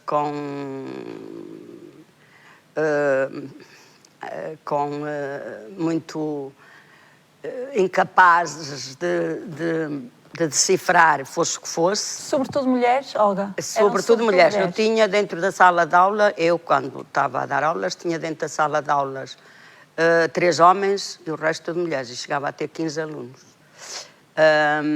E então, a porcaria era tanta, que nelas próprias, elas não se cuidavam, eram pessoas com falta de higiene, mas uma falta de higiene tremenda, muito descuidadas. E então, como é que eu havia de fazer, porque era eu que estava lá na sala, como é que havia de fazer, até que resolvi, depois de conversar com a colega coordenadora na altura, resolvi fazer um salão de cabeleireira lá dentro da sala de aula, eu própria. E então levei, como é que havia de fazer? Lá não havia água quente, só havia água fria, havia a casa de banho, mas tinha água fria. Então eu levei um fogão, pedi à coordenadora, levei um fogão, levei bacias, levei panelas, comprei rolos, a coordenação comprou rolos, escovas, tudo o que é necessário no salão, e levei para lá. E incentivei os alunos à limpeza das cabeças, porque estavam com... E havia piolhos? Prontos, tal e qual. Era. E até porque eu apanhei, porque eu tinha muito vício de ensinar os alunos nas carteiras, perto deles. Ia para lá, sentava-me lá e estava ali com eles e acabei por... Claro, é normal. Sim. E então... acabei por fazer lá um salão. E foi muito, muito interessante porque eles, principalmente as mulheres, gostavam, e os homens também faziam parte. E de que forma? Lavando as cabeças às mulheres. E então eles gostaram tanto, as mulheres gostaram tanto, começaram a ter tanta vaidade nelas. Autoestima. Era uma autoestima, levantei. Eles à sexta-feira era sempre esse o trabalho deles. Não fazíamos nada a não ser mesmo cuidar das pessoas. Elas depois até tinta queriam que levasse para pintar os cabelos, aquelas que tinham já bastantes brancas, e pintavam o cabelo, cuidavam-se todas, pediam depois para levar pinturas para se pintar, ou seja, como é que se pinta, como é que é. Quer dizer, acabei por levar tudo. E eles realmente tiveram, a autoestima deles levantou e ficaram, as pessoas nem pareciam as mesmas. Então aprenderam, alfabetizaram-se ao mesmo tempo. Alfabetizaram-se, mas eu nestes cursos, o que eu achava de mais importante nem era a alfabetização em si. Empoderaram-se, digamos. A maior parte deles queriam era saber escrever o nome, era o que eles me diziam sempre, eu só quero saber escrever o meu nome, para assinar um documento, era o que eles mais pediam. Mas o mais importante para mim era dar-lhes outras capacitá-los e empoderá-los. Para eles... E de alguma maneira, como é importante essa confiança e essa mentoria de alguém, e como isto é importante ainda nos dias de hoje, e sobretudo para as meninas. Sim. Porque aquilo não era para lhes dar confiança e estímulo e... Oh, Marta, mas aquilo eram pessoas já de uma certa idade. A maior parte das pessoas lá eram dos 50 para cima. Mas isso é um papel também de educação, não é? Como? Também é um papel de educação. Sim, pois é. E, entretanto, pronto, tanto é que ainda hoje eu passo por algumas, já pessoas de uma certa idade, e elas têm muita saudade disso. Muitas saudades. Dizem, professora, quem me dera outra vez ir para a escola. Foi tão bom, tão bom. Pois, claro, faziam-se festas, uma fazia-se um bolo, levava-se um bolo, fazia-se uma festa, e aquilo para eles foi muito, muito gratificante, foi muito bom para aquela gente. Pronto, e depois, além desses cursos do ensino recorrente, tivemos os cursos EFA, era os cursos de educação e formação de adultos também. Mas para aí já eram mais novos, porque eram pessoas que já iam fazer o 5º e 6º ano. Já eram pessoas de 30, 20 e tal, muita gente também que estava com a 4ª classe e pessoas de 27 anos que não tinham o 5º e o 6º ano. No recorrente, pronto, era realmente pessoas, tinha lá muitos alcoólicos, muitas pessoas, é o que eu digo, havia muitos problemas sociais. Muitos problemas sociais. Até ainda nos anos 90.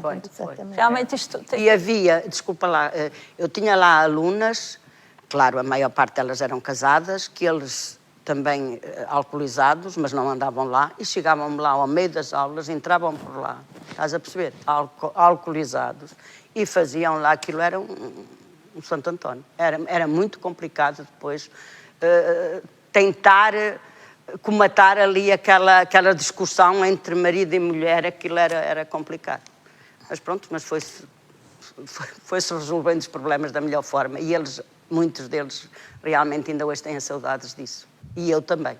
Foi uma etapa da minha vida que me marcou muito estes cursos. E foi do que eu mais gostei até hoje. E também isso, como a Manuela falava do Sistema Nacional de Saúde, também é uma conquista do nosso Estado Social. Sim, foi uma conquista. Apesar de tudo, são ainda muitos resquícios e interstícios de reminiscências, não é? De períodos antigos. E passava então à Manuela. A Manuela participou e coordenou ao longo deste tempo, não é? Já falou do seu tempo de resistência, mas agora neste tempo de democracia coordenou e participou em muitos projetos. Desculpe, há aqui uma coisa que eu acho que as pessoas não sabem e que eu acho que vale a pena revelar. Eu acho que vale a pena revelar, porque isto é tão terrível que eu acho que tudo o que pudermos ajudar para esclarecer o que era o fascismo e o que foi aquele período ajuda com certeza as pessoas. E eu não posso deixar, voltando à história das mulheres presas, não é? Estiveram presas até o 25 de Abril, não é? Algumas delas foram só libertadas no 25 de Abril, mas elas tinham uma forma, dentro da prisão, tinham formas de resistência, dentro da prisão. Sim. E uma das coisas que elas conseguiram fazer foi, com aqueles papelinhos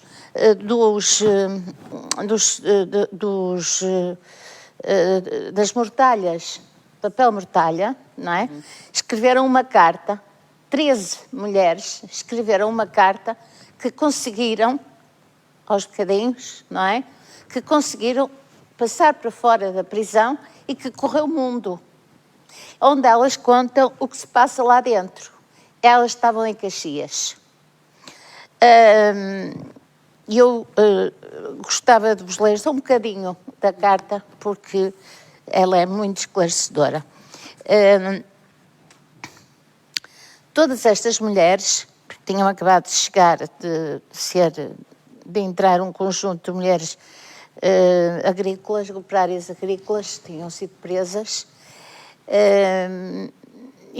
tinham entre os 21 e os 38 anos, quase todas casadas, algumas com os maridos também presos e mães de filhos, que por cá ficaram na terra, bem longe, à espera do regresso dos seus queridos pais. Todas estas mulheres foram barbaramente torturadas na PIDE, sofrendo insultos, espancamentos, tortura do sono e estátua, sendo algumas delas submetidas a uma forma de tortura, a estátua, depois de colocadas em cima de cadeiras e amarradas para que não caíssem, visto que se apoiavam num pé só, ficando o outro suspenso e mantendo-se nesta posição de 2 a 4 horas. As marcas destas torturas eram bem visíveis pelas muitas nódoas negras que se mantiveram durante muito tempo no corpo e pelo inchaço terrível de pernas e pés que as impediu de se calçarem durante algum tempo. Não bastante tudo isto, a PIDE aplicou a 2 dessas mulheres uma forma requintada de tortura.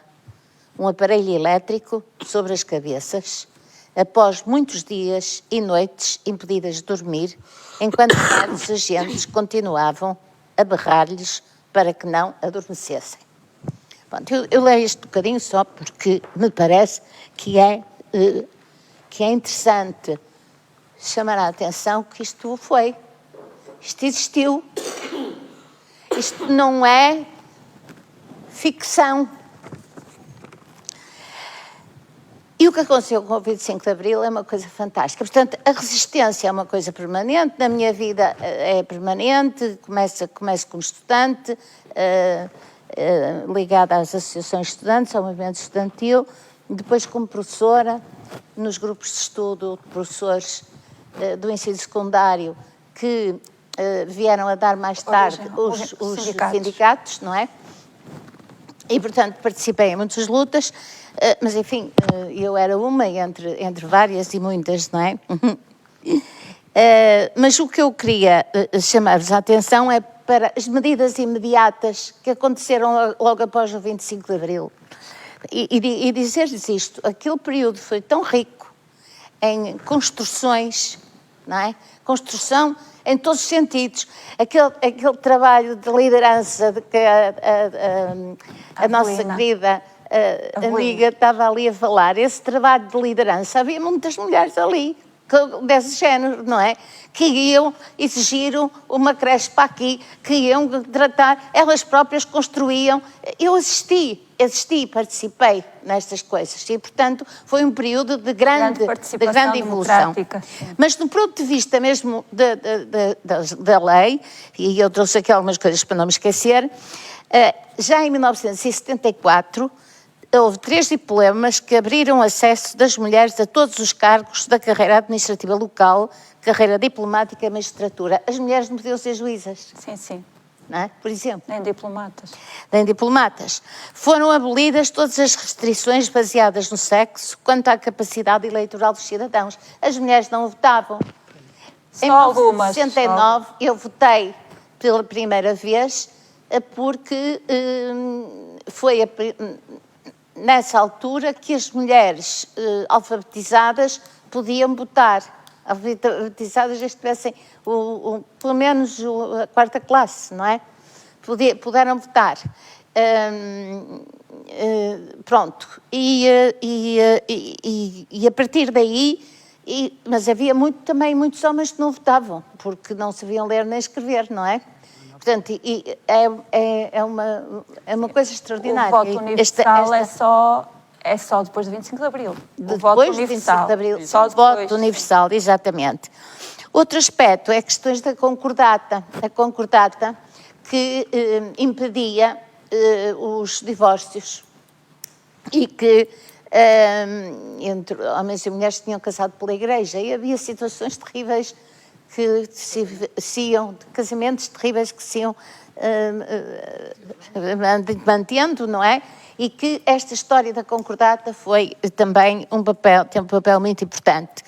Há um outro aspecto que era uma coisa terrível, que eu há pouco não queria falar e que me esqueci de falar, é que a lei, antes do 25 de Abril, portanto, a Constituição e as leis, permitiam que um homem matasse a mulher em caso de adultério. Portanto, se o homem apanhasse a mulher ou tivesse conhecimento que a mulher tinha sido adúltera, podia matá-la. E pouco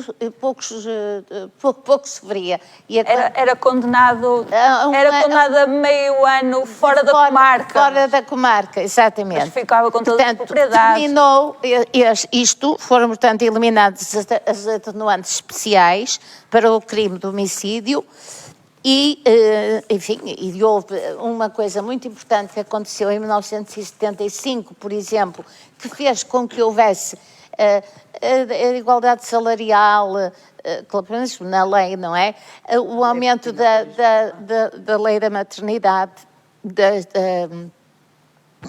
licença de maternidade. Eu, por acaso, só tive 1 mês ainda, mas depois passou logo para 3 meses, que foi ótimo. Enfim, a proibição de qualquer, mesmo antes da Constituição. Digamos que a Constituição vem já numa fase em que isto estava conquistado na prática, não na lei, mas na prática. E uma coisa muito interessante que aconteceu em 75 foi a primeira Conferência Mundial de Mulheres, promovida pelas Nações Unidas, e pela primeira vez as mulheres puderam participar, foi o governo português e as mulheres, nomeadamente o Movimento Democrático de Mulheres, numa conferência internacional, sem se esconder, sem ter medo de serem apanhadas e presas. E, portanto, isto foi tão importante que foi as Nações Unidas, aquela grande assembleia, não é? Com mulheres de todo o mundo, a ovacionar as mulheres portuguesas quando elas entraram dentro do pavilhão, o espaço onde aquilo aconteceu. Foi no México. É fantástico. E quem conheceu esta evolução toda e chegou aqui e ficou assim, meu Deus, isto está a acontecer, não é? Nós conseguimos, nós estamos a conseguir. Claro que hoje continuamos a ter muitos problemas, não é? E um dos maiores problemas que tem um bocado a ver com uma coisa que disse ali da mulher e do homem, não é? Ora bem, mas que disse ali a nossa querida como é que é? Cantadeira e mulher de força e tal, que eu admiro muito. Uma coisa que era muito importante era não só os aumentos salariais, porque é uma coisa terrível, não é? A maioria das pessoas e das mulheres então nem se fala, continua a haver discriminação, não é? Mas, salarial, sobretudo, mas também a questão das leis que facilitam a coordenação entre o trabalho e a família, não é? Isso é fundamental. E é fundamental para as mulheres e para os homens. É fundamental para os homens, porque é para os dois, não é? Não é só para um. E é fundamental para a família, é fundamental para as crianças e para a família em geral. E, portanto, estes aspectos são fundamentais. Se a mulher não estiver empoderada economicamente, como agora se diz, se não tiver poder económico, nunca se liberta de coisa nenhuma. Nomeadamente das agressões, de ser vítima de agressões e de maus tratos, como continuam, e de abusos, como continua a acontecer. Sim, eu acho que eu diga mais alguma coisa? Não, eu acho que fez um bom ponto de ordem ao que amanhã é o Dia da Mulher, como falávamos, e é extraordinário as conquistas, as lutas ganhas, não é? As lutas ganhas. Mas é preciso ganhar alento para as demandas que ainda estão, e fez um ponto de ordem importante, mas penso, não sei se aqui as outras senhoras que nos acompanham, se também têm assim alguma causa que acham que é importante, que falta ainda cumprir, que ainda é preciso ir mais longe. A Manuela falava de diferença salarial, falava ainda da persistência da violência doméstica, da violência de género, da violência dos abusos, não é? Mas da questão do direito à família, a vida familiar. Sim. Mas pronto, há muitas outras questões que se calhar que os afligem, que, por exemplo, a Avelina é uma líder, mas os cargos de liderança ainda não estão largamente abertos às mulheres, não é? Nós aqui só estamos a falar das mulheres. E os homens? Não, os homens são muito... Quantas vezes é que os homens, coitados... Os homens são grandes parceiros para nesta luta com as mulheres. Queremos os homens também nesta conversa, claro. Mas nós falamos... Não é só nisso. Estou a dizer, por exemplo, nas mulheres serem escravizadas, naquele tema. E agora? Agora, quantos homens, coitados, calam-se porque têm vergonha de dizer o que se passa. Mas eu conheço alguns que sabem Deus a vida deles. E são nas mulheres, E então aí as mulheres é que estão a proceder mal. Mas eles é que também Não, têm mas que se queixar, também têm que a violência, ajudar. a violência é claramente não é sobre as só mulheres. não é só sobre as mulheres. Não é só. Então Não há é. tantas mulheres, Mas a há maioria tantos é. homens coitados que são. Mas, Oh, ó, querida, dona, mas a maioria é é. das mulheres. É porque A mulheres, idosos está e crianças. estudado. Isso é verdade. Isso é verdade. A maioria é. é as mulheres. maioria é Mas também há muitos homens. Sim, mas Não digo que não, mas... Sofrem humilhações, porventura. Que Exatamente. sofrem. Claro que sim. Então não há. Sem dúvida. E eu penso que todas... Idosos, pessoas Os idosos e as Sabe crianças. Deus? Mas eu penso que estamos todos... Preocupa-me imenso, não é? para mim, Sim, todos preocupados também até com que essa... mais me preocupa são os idosos, porque há muito Pois é. a padecer, muitos mesmo. Mas, é assim, pois é. É muito bom agora, realmente, antigamente não. Agora tem essas pensões, as reformasitas, essas coisas assim.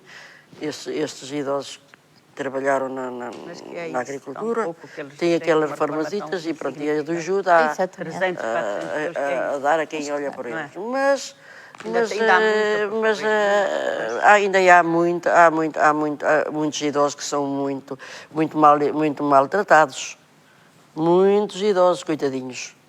E homens também. Algumas Sim, mas eu também penso no que caso dos homens. Eu penso que Ai, no nós caso não. todas, eu penso que não, falo por todas quando digo que nós defendemos, o que defendemos para as mulheres, defendemos para os homens. Nós Claro, defendemos claro. que todas as pessoas se cumpram, não é? É esse homens e mulheres. Se Agora, for possível, só para dizer uma coisinha em relação ao Dia Internacional da Mulher, porque é que existe, não é? Pois. Pronto, existe porque no século XIX, num período, portanto, há 2 séculos atrás, num período em que começou a Revolução Industrial, portanto, era preciso muita mão de obra, os patrões queriam ter mão de obra barata, sobretudo gente que ganhasse pouco e que trabalhasse muito.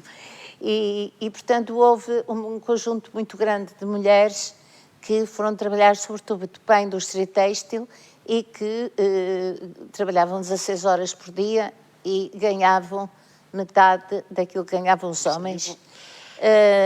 A cegueira era a doença profissional delas, porque elas trabalhavam 16 horas, portanto, uma grande parte do tempo era às escuras ou com umas velas, não é? Pronto, e depois isto veio mais tarde a decidir-se num congresso que era importante fazer-se lembrar todos os anos estas mulheres que lutaram, que fizeram as primeiras que fizeram greves, que foram para a rua, etc., que era preciso chamar a atenção para que estes problemas fossem chamados ao público, não é? Fossem conhecidos. E aos governos também. E foi assim que, durante muitos e muitos anos, e em Portugal também houve, na Primeira República, um conjunto de organizações femininas que tiveram um papel importantíssimo, nomeadamente na educação, por exemplo, não é? Mas não só, noutras áreas, mas que depois acabou tudo, porque com a ditadura as organizações de mulheres, ou qualquer organização, foi considerada ilegal. Acabaram. Pronto, e portanto, tudo o que ia acontecendo era semi-legal, era semi-clandestino, era semi-legal, todas as lutas que se faziam eram deste género. Mas houve muitas, ao longo daqueles 48 anos, houve muitas lutas das mulheres para que elas... Só em 1975 é que as Nações Unidas decidiram que o dia 8 de março era o Dia Internacional da Mulher. Mas o Dia Internacional da Mulher começou a ser comemorado em 1911, em todo o mundo. E é esta a história resumida do 8 de março. Resumida, claro. Portanto, este dia existe porque ainda é preciso que exista.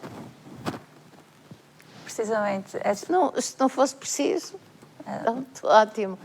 Estaríamos numa... É porque estávamos num mundo diferente. Exato. Mas essas lutas começaram a ser feitas por, como disse no início, homens e mulheres. Não, mulheres e homens. Alguns homens Às vezes também. não, às vezes não. Mas havia grandes guerras entre os homens e as mulheres.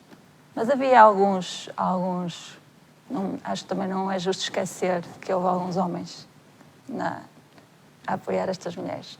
Mas essas mulheres eram ainda... Até na Primeira República houve alguns homens que apoiaram, mas a Primeira República o movimento foi uma desilusão, sim.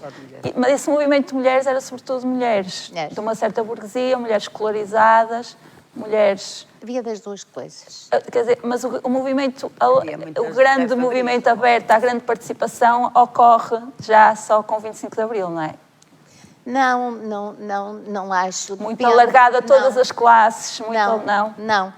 Não, porque, repare, já havia grandes lutas no Alentejo, houve sempre, e eram encabeçadas por mulheres. E eram lutas de trabalho, não é?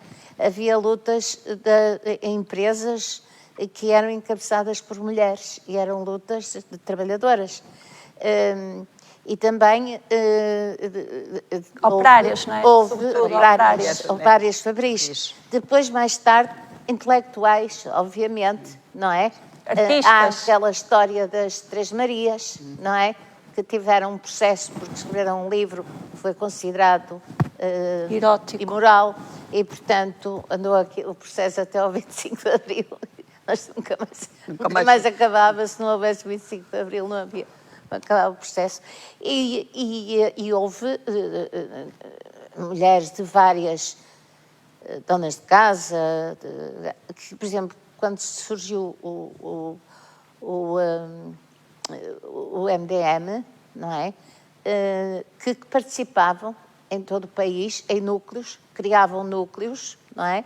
E participavam com ações, não é?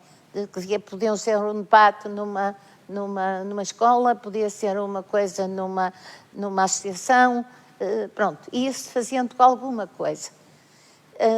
Em 1973 foi possível realizar o primeiro encontro nacional em que participaram 200 mulheres de todo o país. Clandestino, semi-clandestino. Não foi autorizado, mas não houve coragem para pegar naquelas mulheres, eram 200, não é? Para ir atirá-las todas para fora lá do sítio onde elas estavam reunidas, não é? E foi muito importante, porque uma grande parte do programa do Movimento das Forças Armadas foi buscar ali aquelas conclusões desse encontro, do Encontro das Mulheres promovido pelo MDM, em 1973, algumas do seu programa. Portanto, foi lá buscar muitas dessas coisas, não é? E foi muito importante, naturalmente. E continua a ser. Mas agora continuamos a fazer projetos com escolas, com várias comunidades, com comunidades ciganas, por exemplo. Temos um projeto com mulheres ciganas, que é um projeto muitíssimo bonito, em Setúbal. Temos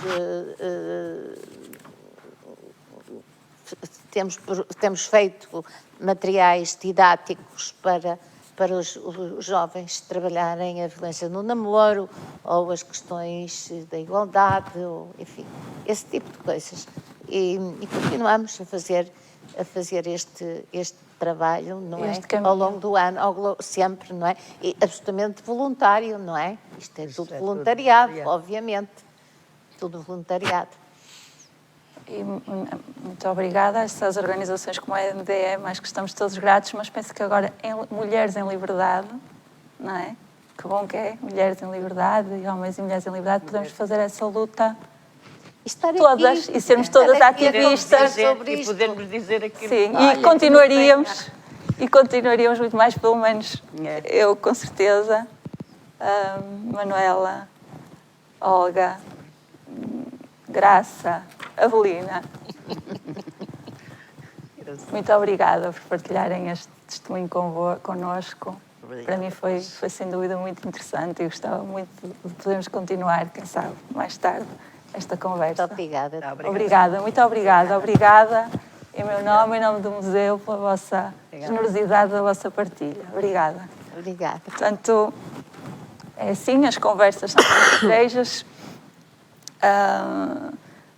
que terminava só relembrando as palavras de uma resistente antifascista, Margarida Tengarrinha, artista e recentemente falecida, num livro que escreveu. Diz ela: não há futuro sem memória, que da memória das lutas do passado depende a nossa capacidade de resistência e de construção de todas as novas lutas. A memória aparece como uma espécie de dever, não só ético e afetivo, mas sobretudo político. Claro que o político é aqui num sentido de visão do mundo e não partidário. Portanto, tem sido também este o papel do museu, do nosso museu, e por isso acho que felicito e agradeço pois a toda esta equipa por esse papel. Estamos muito gratos. O museu continua aqui à espera de ser visitado e revisitado e também tem muitos conteúdos pertinentes nas redes sociais. Nós por hoje ficamos por aqui. Muito obrigada pela companhia que nos fez.